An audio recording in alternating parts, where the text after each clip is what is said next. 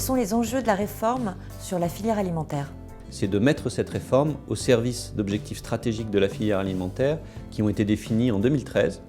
dans le cadre d'un document qui s'appelle le contrat de filière, qui a été signé avec plusieurs ministères et avec les partenaires sociaux du secteur alimentaire pour définir une vision à moyen terme de l'emploi-formation dans la filière, avec des objectifs en matière de lutte contre l'illettrisme, en matière de certification, et c'est un des enjeux centraux de cette réforme, ou en matière de qualité de vie au travail. Je dirais que la filière alimentaire s'est emparée de cette réforme de manière extrêmement résolue et précoce, puisqu'elle a commencé à y travailler dès l'été 2014, avec d'abord la signature d'un accord interbranche sur la formation professionnelle dans le secteur, pour l'ensemble des branches qui composent Opcalim, avec des objectifs partagés, des dispositifs partagés, des enjeux communs et dans le fond, une feuille de route commune pour l'ensemble des entreprises du secteur alimentaire. Avec également des travaux qui ont été engagés là aussi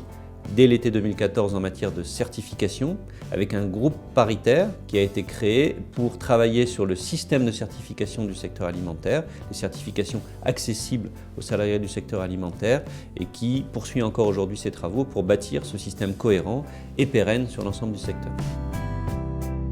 Les branches et la gouvernance du secteur alimentaire ont souhaité que leur OPCA métier, leur bras armé dans le fond technique,